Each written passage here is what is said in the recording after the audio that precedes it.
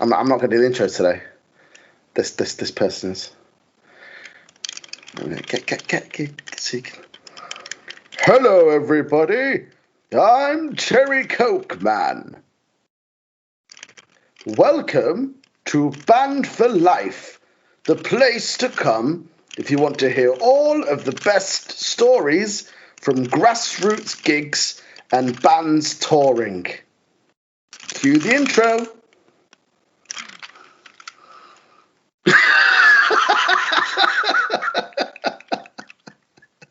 What? Oh. Cue the intro. Who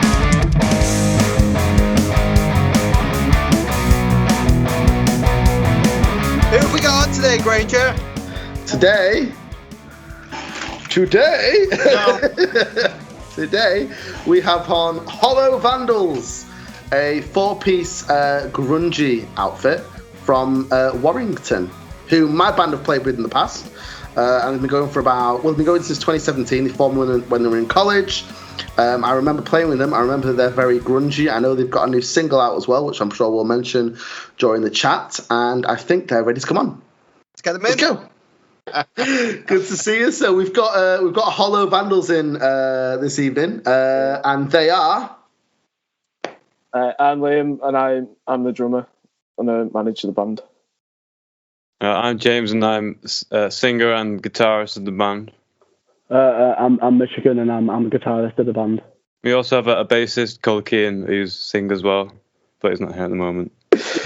We've not seen each other in ages. So No, it's been months. Yeah, we've been doing it all over Zoom calls and like emails, sending WeTransfers, little demos and stuff. It's awful. Oh, sweet. Have you been practicing over Zoom? No. Couldn't do that. It's too difficult. Yeah. The latency is just too much, isn't it? Yeah. There was a thing I was using called Jam Kazam. Jam Kazam. Yeah, and what it's supposed to do is it's supposed to work out everyone's latency and then put everyone in time. All right. That's clever, that. I don't know how to test that, to be fair. It was. Yeah, I was just going on and like jumping in random rooms with random people in like America and stuff, and it was okay, but it wasn't amazing. And then you get like some drummer that was wank. Yeah. The thing is, when you're practicing, the whole point of practicing is to practice in time. So if it's even just like, a second out, a second is like loads, because then like it'll add up over this course of the song. Yeah. And then like your crash is like in the wrong place, and then your snare is on the wrong beat, and it's like everything's reggae then. What? You just fucking. Right, so I'm just looking at your Spotify. I had listened to some of your shit. It's cool. Oh, nice one. Thank you. Yeah, cheers. Very Nirvana-y, grungy. Yeah, definitely. That's like the vibe we're going for. Yeah. Get a good bass annually in there. I'm always worried about putting a label on bands in case they get offended. No. Oh, nah. Well, Have our time offending us. I don't think. Yeah, I know. We're not. We got a drummer from Newton. Yeah. We don't. I don't think we set out to be anything, but it just shows we get our inspiration from 90s grunge, like Nirvana and Silverchair and stuff like that. Yeah, that really comes across. Yeah. Because we played that gig. That was like what, 2 years ago? Oh, probably 3 years. 3 years ago? Yeah. The old townhouse in Warrington, which is like gutted that it's gone. Was no, it's a shame. Passion Flower there? Yeah. Yeah, because I think he might have been the promoter or something. I think he was collecting the money. Yeah, because it was a great venue. It was a mint gig, and I remember like meeting you guys there. So I think were you either headlining or you on earlier? I can't remember. I can't remember. It was I think it was one of them small fry DIYs, wasn't it? Yeah. Back in the day. Too many gigs at Old Town House. Oh, the punk circuit. Oh, that was the stuff. Yeah. That's how we started. That we just playing Old Town House for like. Isn't it? So like we formed in like when we met in first year in college at the end of 2017. And then for like the whole of 2018, we were just playing Old Town House like a few times a month at the small fry DIYs, and so we got used to playing on stage. Like bit of a house band kind of thing. Well, more like it was just really cool fucking venue. Like, Yeah. and there was just It was like a on punk circuit thing. yeah. Pete would have liked it. Pete, you would have liked it. Pete, it was a good venue. Like, it was a proper, like, kind of rocky venue, like proper punk venue. And they used to give the bands pizza, right? Like, I remember getting pizza. Free pizza. I was paid. I've never had that before. You said you started 3 years ago. For 2017 it was. October. October 2017. So three and a bit years ago. Right, the best way to explain it to you is probably like bring it a really quick summary of just how the band was like brought together from that October to the March. So what happened was, it was just one day in college, one of those days. I'm a Weetabix, got mixed at lunch, coming from having a fag, just a bad day. And then Liam sat on the drum kit just after a lesson because he was in a different class to me at the time, or something like that. And we were in the same class, but we didn't really speak to each other. Yeah, well, there we go, because, teenagers and anxiety. But we eventually, he was just sat there, and I picked up the guitar. It was just this really crap Falcon Telecaster. Disgusting. I just started playing this open A chord, but on the 9th fret, and we were like, oh, this is the best thing ever. And you played a bit of a riff, and I was like, what's this riff you've come up? He's like, what song are you playing? And he's like, I wrote it myself. And he's like, do you want to jam it out? Yeah, no. Yeah. And we got this lad from our class. He sat next to me in my music tech class, and he played bass, and he came to the first practice in the famous garage. And because me and Mish were just vibing instantly, musically and mates wise. Sending ideas back and forth, tuning constant, and then he came round and it wasn't it. And then we were like, oh, so what we're gonna do now? We've got a guitarist and a drummer. It's we can't just be another Royal Blood type thing. So what we're gonna do? And then I remember I was just scrolling through my Snapchats after I was on the way back home on the bus from Paddleboard. I was just scrolling through my Snapchats. And I clicked on this video of Kian, who went from high school, and he was singing really weird song. He was singing Jim's theme from Treasure Planet, the Disney film. And we were like, and I was listening to it. I was like, that's what I want to hear with us. Yeah, he's got. So I spoke to Liam, and then I spoke to Liam, and then Liam was like, "Yeah." You sent me that video, and I was like, "Yeah, sound these songs." Yeah, and then so we got him in, and it vibed straight away. It was banging, but there was a big chunk missing. It felt like it didn't have its backbone yet. So and then we were like, we need the talent. We need the talent. So we brought in the talent in the form of James Broad himself. We literally just asked him. We were like, do you want to practice? And he went, yeah. And we were just so shocked because at the time it was like, James, he can sing, he's got the pipes and everything. He's the best singer in the class. And so they were like, thanks guys, means a lot. Yeah. And then it came to March, and we were just like, well, we've got a band together. What do we do now? Yeah, we started jamming, and then we ended up writing a few songs, and we went on this a college trip to Rockfield for a week. Rockfield Studios in South Wales, which is it was an amazing experience. But we recorded some demos there of our songs, and then after that, when we got back, we just started gigging at Old Town House loads. So sometimes. That's a great, honestly, it's a really good kind of proper introduction to how the band formed. I feel like I know so much more about you already just off that story. It's mint. And bands starting in college is where a lot of bands start off school and college and all that, and it's good when you get a vibe. James, you're humble as hell, man. You're just yeah, thanks, yeah. Is James a front man then? Both singers. Keen plays bass and sing. I play guitar and sing. We kind of just harmonise and swap turns and keep the dynamic going. Bit like Queens of the Stone Age with Josh Homme and Nick Oliveri. I love Queens of the Stone Age. No name Gallagher. Yeah. You get away with that in kind of that kind of music, grungy and punky music. There are bands who kind of almost have a bit like I'm trying to think of an example. Okay, nothing like you guys really, but Blink-182, they have kind of two. No. It's Tom, but it's Tom and Mark, isn't it? Yeah. To be fair, he's quit now to hunt aliens. Yeah. Yeah. Blink-182 in the Church of Scientology.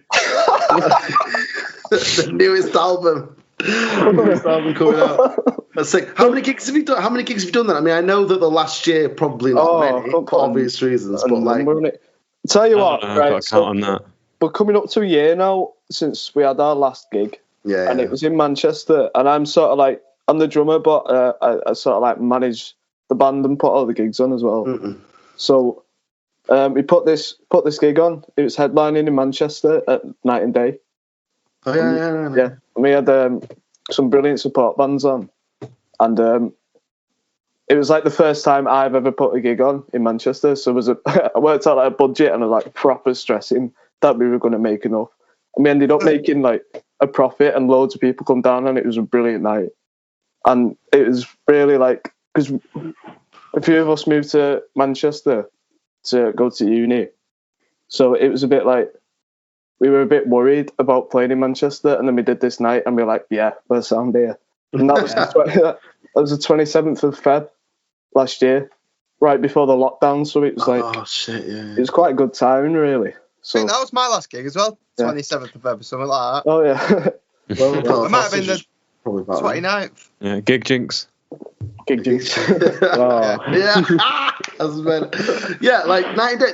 I want to dig into that a bit more actually, because you just said that you put the gig on yourself. Because me and Pete, we've had a lot of bands on, and we speak about like promoters, good venues, bad promoters, and we discussed, like, we had a video where we talked about like pay to play and stuff. Where you have promoters who basically just are like, you have to sell you the tickets up front, don't they? And they say make your own money back on if you don't like sell do a deal, it's like, 50 tickets or £25. Yeah, it's like a record. It's like a record deal. Yeah, it is. Yeah, it's only just a really toxic way to gig, I think that. When they don't promote it and they just put it on you. But it sounds like it went all right. Like, did Night and Day? So did you have to like pay for the venue and then they threw in the engineer? It's a good way. It's a good way of doing it. I think bands like should do. I personally, in my opinion, thinks that bands should put on their own gigs more, because World Held Hostage did it, and we'll do it again as well in the future. We did it at the Blossoms and the Spinning Top a couple of times over the years, and like we made a good amount of money. We didn't have any middleman as a promoter, and it worked really well. I think it can work well in local areas, but if you were even from you're from Warrington, aren't you? And, Warrington, and you still managed to pack. Well, you said you packed it out, and you got money as well. So it was like probably 70, 80 people there. That's no easy feat. That's no easy feat. That's tough. That's really good. Put a lot of work into it. Like, it was. We find, especially Liam, because we can't tie our shoes together, the rest of us, but we find that like with gigging and with promoters specifically in Manchester, they're like 100 quid for promotion, and you're like, sound sick, it's gonna be great, we're gonna have loads of people there. You send them the money, and then they do like one Instagram post like, oh, come see my gig. And they're like, so we posted a picture off your Instagram on our Instagram. So we deserve 90% of the gig profits. And then you get there and you just play into the other bands. So, don't forget your mum. Oh yeah. Your mum's gone. Back then she was probably driving, you know. You know what? Yeah, we've had really good experiences with promoters and experiences just like that as well. And it is like, it's just, you're like just gonna do your what's the word now? Like your due diligence on like whoever you're dealing with and stuff. Because there are some really good promoters in Manchester. Oh yeah. Like not Manchester specifically, but at home in Warrington, like we've got this amazing one, Wham, and he gets people to Manchester. Like he really cuts his teeth as like the promoter to go to. Yeah, he runs a magazine, local music magazine called Warrington Music. It's like the Wham magazine, like that. Yeah. And it's like a small. I don't know what I'm doing there. Obviously, like a magazine cheap. Film, TV. He's a top man and give us one of our first proper big gigs, supporting someone in Warrington. we managed to sell out tickets there as well, which was pretty good. That's good. And did he give you a cut of the money? Yeah. No, he stole all of it, and then he punched me in the face and got in his car and drove off. We never saw him again. Yeah, he definitely wasn't doing the sound and just like, let's keep all the money again. You'll be surprised the stories we've had. Like, it's not been far away from that, to be fair, with some venues and stuff. Right, so obviously, like, Mish was messy. Like, it was total sound bloke there. Totally. Yeah. Well, talking about gigs then, and talking about Night and Day and all that. Like, do you three have like a specific kind of favorite or best gig in mind? And it could be different for each of you, or it might be the same. Where like it's gone for whatever reason. Either it might have been good because you felt like you just played good. It might be good because the crowd was good, or you just like the venue, whatever. Like any you can think of. My favourite gig personally was the last one we did at Night and Day. Yeah, because it was a bit, you know what I mean. It's like we moved out the town, gone into the city, and it's worked really well. And we've been rehearsing our set for months, so we played amazing. We were doing all like stuff on the stage. Like at the end, I was stood up playing the drums and that. And, so Mish was like doing some push-ups while using like the hand on the octave pedal. It was proper mad, but yeah. So that was my favourite. And it was because it was like speaking to like really cool people, like So yeah, that was my favourite. James, unless you want to go first, I think I'm gonna have to go next and say probably the first gig we did as a full band. Because it's not necessarily that the gig was good. The sound was really good. For some reason, the guy who came down for sound, he was wearing like this OC's t-shirt. Amazing. Which one's this? Should have been. But it was the first Old Town House gig we did, like as a band. Like it was all four of us, and then not the first headliner, the first one we played. It was the guy. It was the guy that was like just. It was just there. It was like the only time ever at Old Town House that someone was on time to sound, but he was just there, and it sounded like his first gig. That was great. But the reason why that was so good is because we came off stage, and it was the type of thing where it's like, even though there was four people, and my neighbour's dog, this is what I want to do. Like this is it. Yeah, it has to be this. Yeah. Even if it's 8 people, I can see how far we've come as well, and it's like, it's just cool. Like, and, you know, I miss it so much. So, like, because of lockdowns and stuff. I get what you mean about like everyone's got a different opinion on like what the favorite is. Well, not always. Sometimes the band's like, that one. Yeah. But like when because your first gig is kind of your to be first fair, one's special, isn't it? But Pete, our first gig was shocking, mate. Like, we were 15. we were 15. Yeah, I think we was playing. Fucking, I've heard like, you know, ducks made better sounds, you know, back when we were 15. But then to be fair, like our first kind of proper gig was like I remember, but like Labour Club, Pete. That was Academy. Yeah. But we got anyway. Not bad. Hey, proper first gig, Academy. Yeah. It was like our third. It was second. What was it? What was it? Academy 3, Academy. Academy Basement. Academy. It was the one. It was 3. It was the unsigned one. We've done them both. Yeah. But we weren't really. We were like 15. We were like, let's get a gig at Academy, and all our school friends will come, and they did. But we weren't ready for a stage or anything like that. But yeah. And sometimes when the sound's good, like we were saying about the sound guy being on time and stuff, when the sound's good, it can make such a difference to a gig. Like, yeah. It's not just that. It's not having a knobhead sound engineer. If you've got a sound engineer who turns up and he's an absolute twat, then the whole night goes well then. I really liked Auction Rooms for his acoustics. Like, go upstairs to the second floor, and it's like this big hall and like dance floor, and that. Yeah. That big sound stage is pretty cool. Like a wall of sound with all just that loud distortion and all that. You know, it's in that room really well. Where's that one? Hey. It's it's in Warrington. Yeah, Warrington. I had to go and gig in Warrington then. You missed the old townhouse, Pete. It was really good and a really nice promoter who put us on. Really nice venue, treated us really well. Stage was mint. You know, a couple of people. I think we did 2. We did one where there was quite a few people there, and one that wasn't as many people there. But they were both good gigs. I think we played both of them with you. Against the Grain. Yeah. It used to be, that we changed the name. Oh wow, that's going back a bit now. Yeah. It must have been 3 years ago then. Yeah. Was that your favourite then, James? That one? Would you say just for the acoustics, or would you say there was a different one that was you like? I think that was the best sounding one. Although Fry's Court was pretty sick, that gig. Oh yeah, My all-time favourites is that one, but best sounding was Auction Rooms. Yeah. Oh, to be fair, we're massively discounting one massive gig we did. We headlined Parall under the Moon. Yeah. Oh, mate, forgot. And what's even better about that whole story is that we I enjoy that venue so much that I literally live opposite the whole venue now. Like there.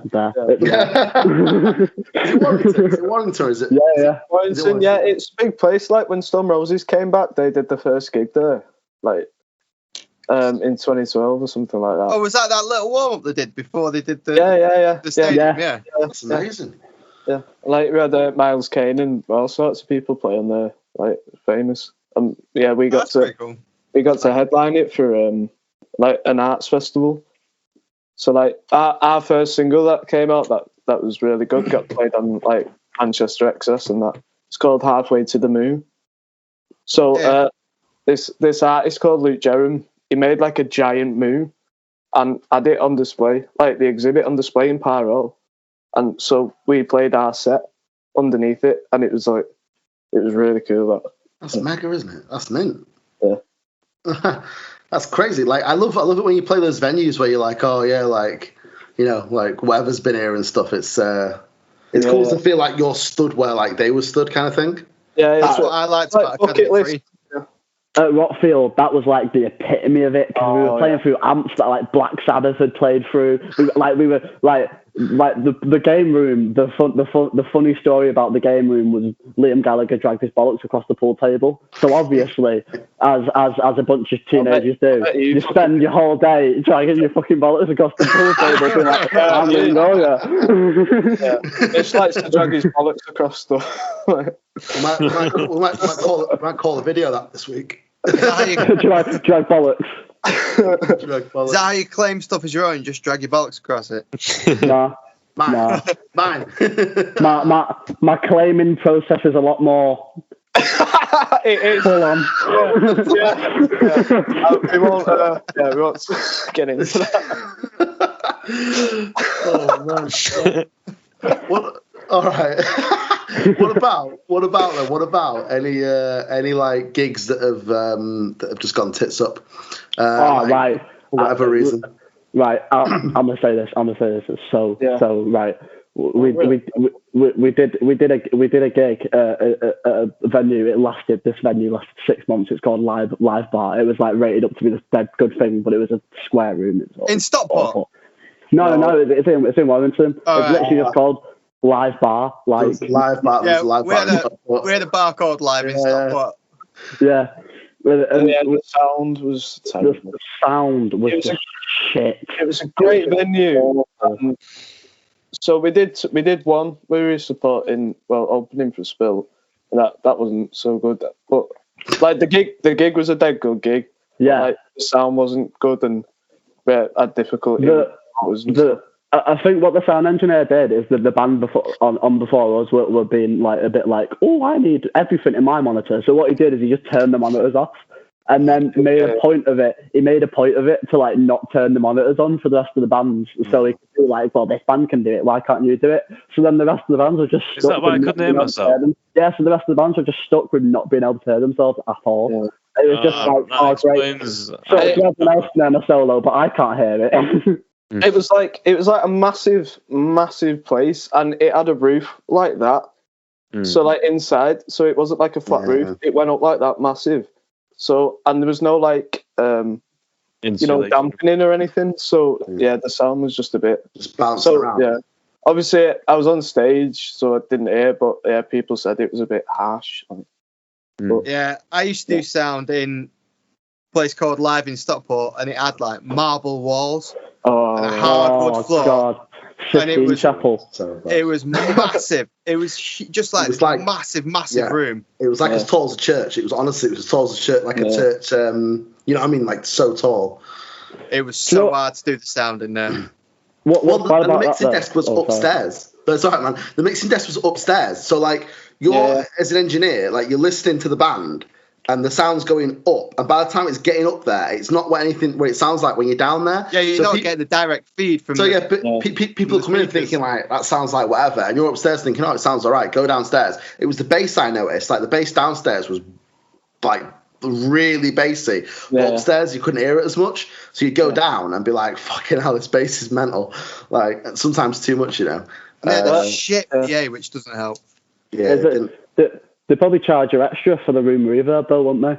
Do you remember the echo chambers at Rockfield?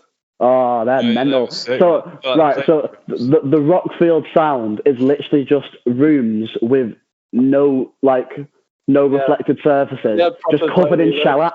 Yeah, just covered in shellac with a speaker and a microphone in it, and that's like the sound. There's only 2 studios in the UK. We've got that. It's like Rockfield and Abbey Road. Yeah, it's because it's the whole room inside a room idea, isn't it? Where it's like, so it's like a room, and then it's like a vacuum, and then another room to stop sound getting out. Oh, was it like the Anechoic Chambers? Yeah, that's the one. Yeah. So they've got like the room's just like the walls are coated in like varnish, and you go in there and you clap, and your clap goes on for ages. And it's mad. And they put a speaker in, and they play your song in, and then there's a microphone in there that records the song in this room, and that's how they get the effect. And then it claps shit. I always wanted to go on, because I heard that in an Anechoic chamber that like if you stay in there for longer than 50 minutes, you start to feel sick or something, like because you're not used to the sound. Yeah, one. I went to uni at Salford. Oh yeah, they've got one there, and that makes you like you walk in and like you're walking on like a mesh floor, and it's just all sound deadening, sound happening all around you. Rooms when they've got like the triangle like bits of foam. And and it's like all coming down from the ceiling up underneath the floor and everything, and they shut the door, and it's just like dead. You can like hear the blood in your ear. It's I think I've seen a video. Banging. Yeah, there was some bloke went in one, and he was like, I can just hear nothing but my heartbeat. Like, yeah. It's like that. There's just nothing. It's mental. Yeah. Are you guys in Manchester now? And are you still studying now? I know that uni's like me and James are just so uni's like doing video calls now and stuff. Yeah, it's fully online now. It's a bit shit, to be honest. It's the University of Netflix, and it's shit. one of my assessments is to go into the studio and like host a recording session and be a studio engineer. Studios, we can't go in them, so like I can't do my assessment or anything. Yeah, that's what we had to do. Is like go and record a band and all that. Yeah, that's the whole thing. Like, how can you do that without the? And the thing is, when you do the course as well, like the studios are fucking cool, and you want to get in there and like use the desk and use all these microphones and just record. So it's a bit of a nightmare, I bet, isn't it, with like lockdowns and shit. I know, yeah. Even when it's not locked down, the lights. Oh yeah. Oh jeez, that's one expensive Zoom call. Yeah, I know, right? Yeah. Do you imagine? We worked it out last year, and it's like for every one lesson, I think it's about £110. So for every like one Zoom call, it's like 60 quid an hour, but our lessons are like 2 hours or an hour and a half. Like, yeah, and the rest you kind of pay for the studio time, don't you? In a way. Yeah. Because that's what you're really at uni for, using the sick amps to get your band's recordings out. Yeah.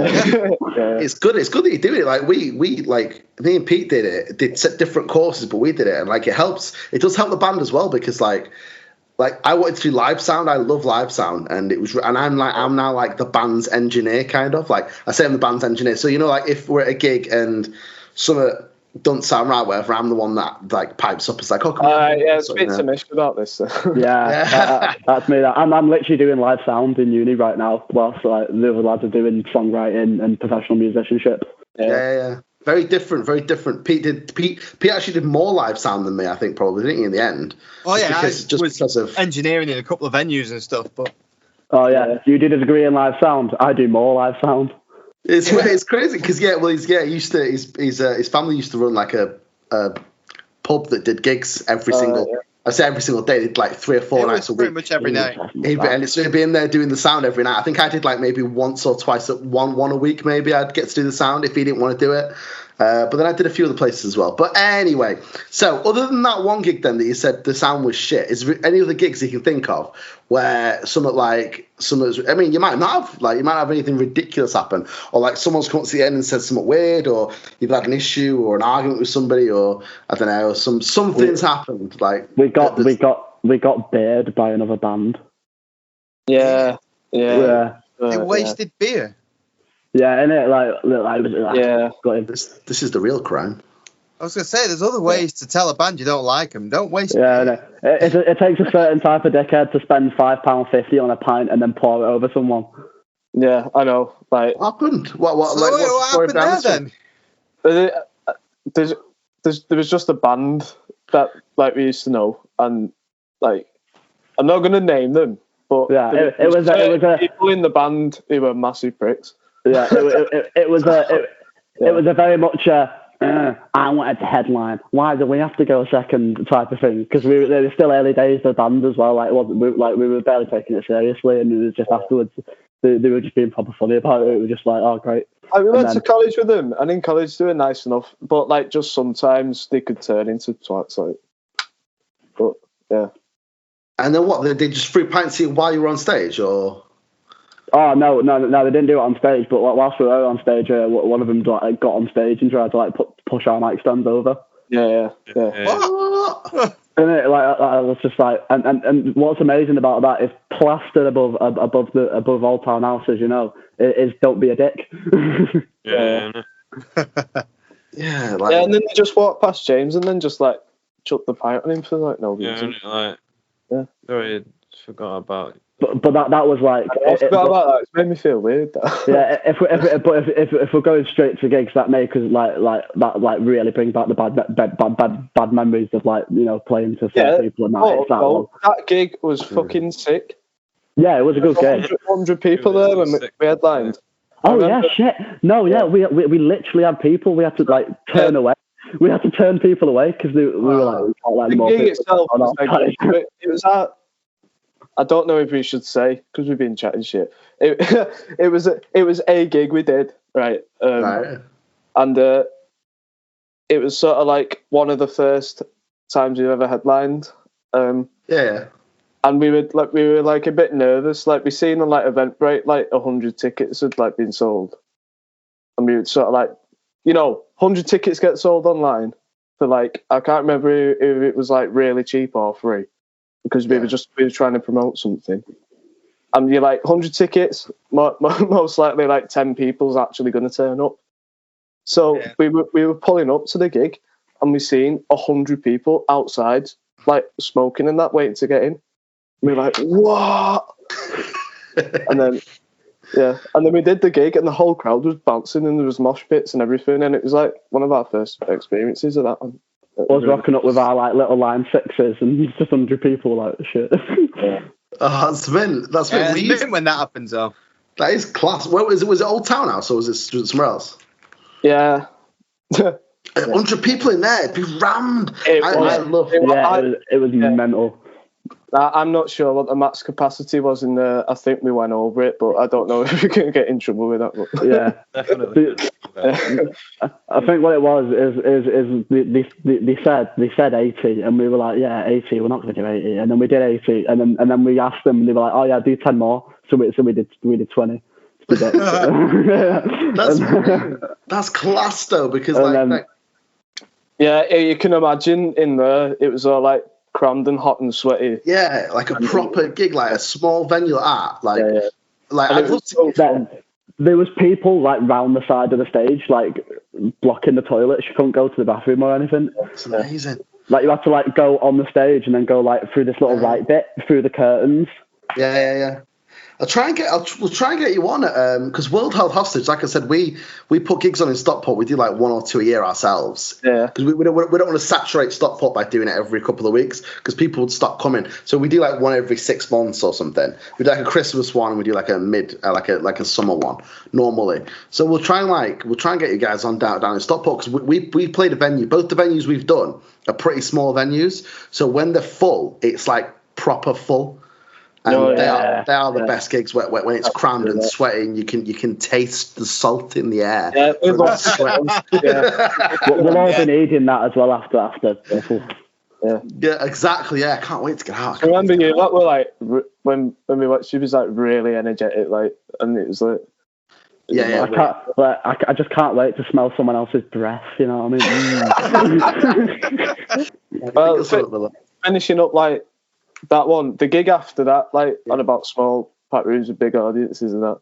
So the gig after that, we headlined the Lounge in Warrington, another Warrington gig. Oh, that was another one, and they throw people out. Sadly, we don't have like basically any videos of it, but there was so many people, and they were on the stage. Like kept getting pushed onto the stage because they were all like moshing and that. Some girl got like shoved onto my pedalboard, and one of her badges off her jacket got lodged into my pedalboard, and I've still got it. And it's like it's literally I love cock, and I was like, oh, that's it. You like a little trophy. You're like, I'll keep this forever, and I'll find you one day. Pedalboard girl. Oh my god, pedalboard! You make a song about it. Pedalboard girl. I would get kicked. Yeah. If you touch my pedalboard, it's the last thing you do. Yeah. And then, only enough space for one big muff on there.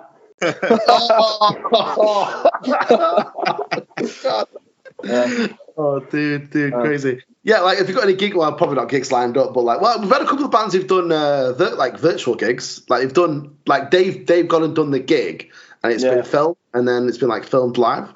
We've got some videos. We've done something like that before. I think maybe it was the first. I think it was before the first lockdown. We're just sitting on them at the moment, though. But we've got a new single out. Yeah. It's called "Having a Good Day" and that. It's on Spotify, Apple Music, and that. We recorded it at home over the first lockdown, all individually, and it was quite good because, like, every time we've gone into the studio and that, the songs haven't really been coming out like how we wanted them. And then since we did it ourselves, like, you know, we spent some time on them and we all mixed them ourselves. It came out spot on. And it's nice not to be restricted by that. Like, we've got 4 hours left in the studio. Oh, I was gonna say, you get a bit more. He's probably a bit more relaxed in it and a bit more chilled out. It's like we can spend 8 hours just on like one vocal line. Yeah. I remember Kane isn't here now, but I remember me and Kane spent hours. So I was like recording his vocals for him, and we spent hours trying to get this one. Like. He's like, I'll do it again. Yeah. I love this because literally my band, like World Health Hostage, have just gone through this. We've done an album. It's not released yet, but we've done the whole thing ourselves at home. And we've done this. We've like recorded like separate bits. Like we were recording before the lockdown in our mates in like Paul's house, using different amps and stuff. We've done the drums kind of using like Superior Drummer, and we did use triggers before that. Like, home recordings are kind of the way to go, like, because you can spend the time doing it. As a drummer. Adam, you'll yeah, go on. Adam, you'll definitely agree with me on this. Like with the tech and the album you've just done. It really tests what you know, because you've got to all of a sudden go, I've not got isolation, I've not got really expensive monitors. What can I throw together on my like Focusrite headset? You know what I mean? Yeah. And it really tests what you made of, not just as a band, but like just like what you've done over that, like the 3 years, like how we've progressed, how we've got tighter, how we like meld together, and all the little bits. It's nice to see. It's nice to come from that 8 people gig where we've got a beer chucked over us to go to that releasing our songs by ourselves from our own home studios. And that's like our challenge now, and it's good. It's really enjoyable. You can't hide behind like mega speakers and mega microphones and mega guitars and mega like mixing desks. You've just got like raw audio that you've got to obviously like manipulate and stuff to make it and mix it to make it the way you want it. So it definitely tests you and stuff. Like the Superior Drummer thing, I know what you mean though. Did you record the drums as well? Like you actually fully recorded the drums? Nice. Well, I was I was at uni. It was when I was in the first year when the lockdown happened, and we all basically had to move home out of our accommodation. So we didn't get trapped in Manchester. Yeah. Trapped in Manchester. God forbid. Trapped. She's back in Warrington. You know, me and James are in Manchester now. So,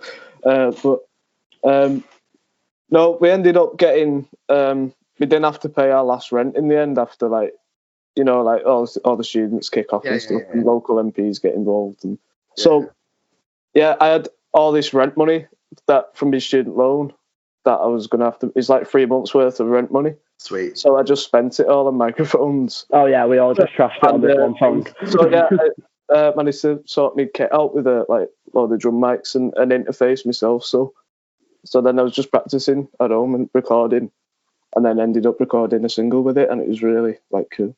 That's nice. Yeah, we kind of we use Superior Drummer just for ease of use, just because it is. It's a really good electronic way of doing it. Superior Drummer does bang, to be fair. It was expensive. We our singer Paul, he paid for it and paid for the licenses. It's and about then 300 quid, isn't it? Yeah, he paid for it, and he also paid for the he paid for an extra kit. You can buy a custom kit. But a metal kit. It's different, isn't it?